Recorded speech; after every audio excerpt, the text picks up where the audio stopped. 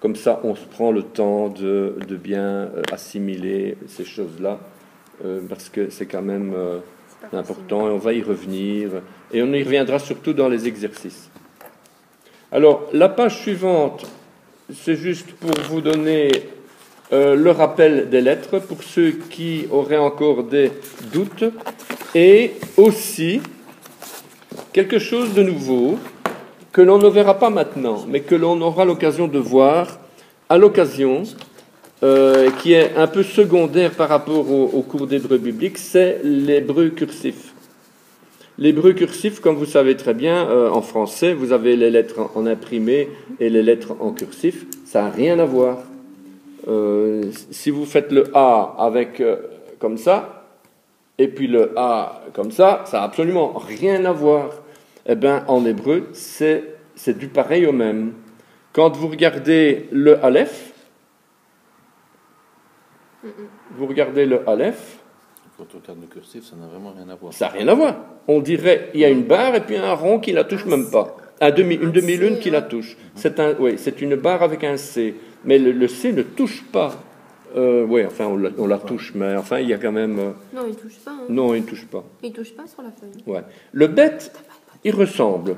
Le bet, il ressemble. Le guimel, rien à voir. C'est un C. Il faut le deviner, quoi. Hein. Le dalet, rien à voir non plus. C'est carrément à l'envers. Vous voyez le hé, là, oui, là, il ressemble complètement. Le hé, oui, un petit peu soufflé. Le vav ressemble aussi. Et le zaïn, regardez le zaïn et le guimel, c'est la même lettre en miroir. Ouais. Le guimel et le zaïn sont la même lettre mais en miroir. Ouais. Vous voyez ça, il n'y a pas d'autre solution que les apprendre par cœur, ceux-là. Le yod, on peut le chet, pareil, là, il n'y a pas de problème. Le yod, pareil. Le tête, rien à voir non plus. C'est l'envers, enfin, c'est carrément à l'envers. Oui, voilà. Le kaf et le chaf, plus ou moins pareil. Le lamed, ça c'est vite fait, ça fait un petit tour comme ça. Un petit tour comme ça. Mais même, c'est pas... Le même devient un N, majuscule. Tu m'aurais dit ça à nous. On est un peu perplexe quand on voit ça, hein, quand on le découvre une première fois. Le nun, il ressemble plus ou moins à la même chose. Il descend plus ou moins par rapport à l'horizontale. Il est un petit peu plus prolongé vers le bas. Le samer, c'est un rond. On pourrait le deviner, mais bon. C'est pas du tout un O, c'est un samer. Alors, ceux qui connaissent le grec, la lettre gamma, c'est un aïn.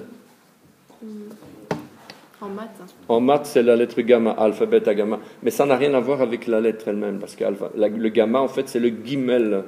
Donc, on ne peut pas comparer. Mais le dessin, voilà, il est comme ça. Je ne me suis pas évertué à chercher l'origine de l'hébreu cursif, puisque ce n'est pas forcément le but du cours. Hein. Donc, si éventuellement ça vous intéresse, on recherchera le pourquoi du comment. Mais... Alors, le P et le F, c'est pratiquement pareil. Le tzadi, tout à fait différent. Il ressemble plus ou moins à... c'était quoi encore au dalet. Il ressemble plus ou moins au dalet.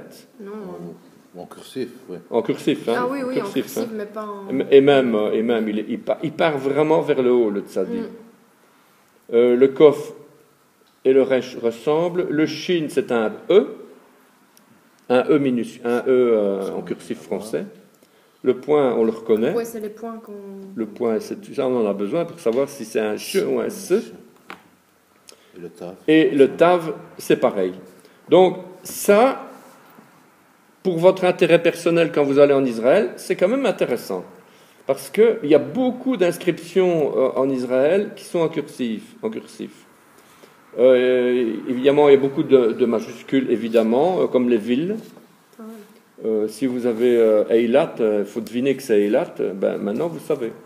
Vous n'avez pas de voyelle, mais ça va être souvent en imprimé. Mais dans les magasins, dans les services communaux, il y a beaucoup de cursifs. Donc, voilà.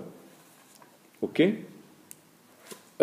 Encore la page suivante, c'est un petit cadeau que je vous fais là, parce que ça n'est pas le cours lui-même, mais ça vous apprend le sens de comment on écrit les lettres.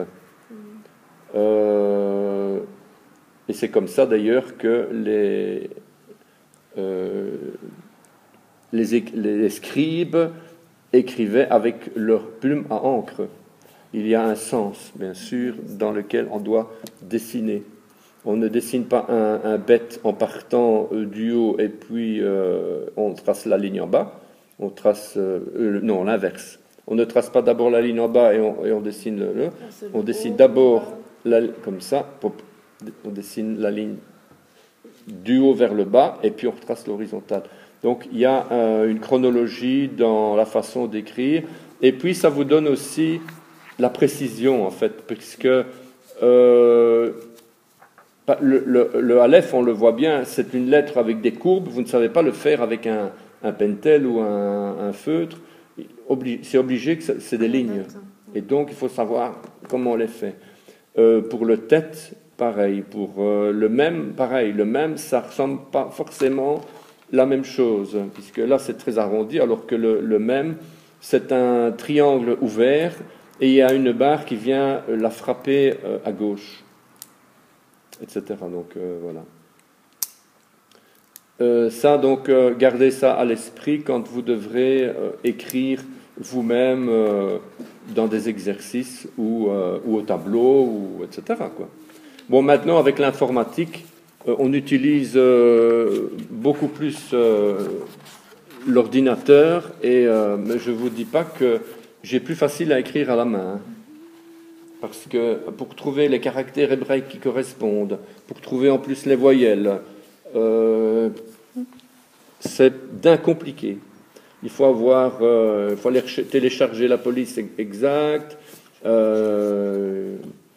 C'est pas évident. Donc parfois à la main c'est vite fait. Donc, mais enfin. Alors on va passer directement à la page suivante. Aleph. Donc en hébreu, les lettres sont des consonnes, les voyelles ou diacritiques sont appelées ni. Qui c'est qui va me lire ça? Diacritiques sont appelées comment? Les voyelles ou diacritiques sont appelées Nikoud.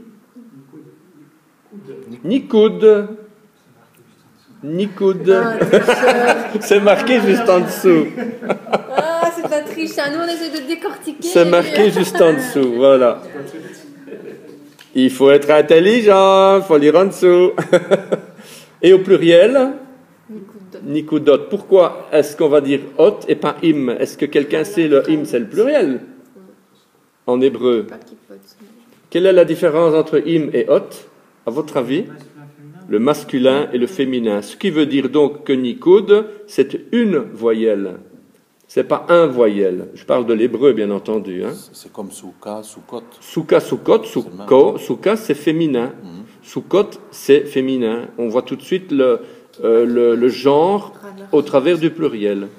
Chala, chalot, c'est une chala féminin. Des chalot féminin. Voyez? Donc, Nikoud, Nikoudot ou point voyelle. Il y a de nombreuses versions différentes, mais la plus utilisée aujourd'hui a été inventée par les Massorètes pour compléter l'écriture consonantale sémitique de la langue hébraïque. Alors, comment est-ce qu'on écrit papa? Quand on prie à Dieu, on ne dit pas monsieur, on dit papa, papa, Abba, Abba Père. Le chant est bien connu, Abba Père.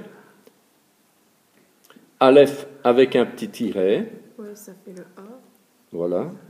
Le B avec un point pour B et le petit T pour faire toujours A. Ba. Ah ouais. Et le Aleph, voilà quoi. On le prononce avec le Aleph. Mais il est muet en fait. Ah voilà, c'est ce que j'allais dire. Le Aleph est muet. Si on regarde bien le bas, t'as plus besoin entre guillemets de dire le A. Tu vois? Ouais. Parce que si tu dis A, bas. Parce qu'avec le T en dessous, le bête avec le T en dessous, ça c'est déjà BA. Oui. Donc, Bra. Oui, mais on se comprend, hein. On se comprend très bien. J'ai poussé ma réflexion. Alors, ce que vous avez là en dessous, c'est un raccourci des voyelles, mais il y en a plus, hein, il y en a d'autres aussi, mais voilà. C'est les plus importantes. A, vous le dites de trois façons différentes. Les deux en haut à droite et celle d'en bas. Donc, avec un petit t,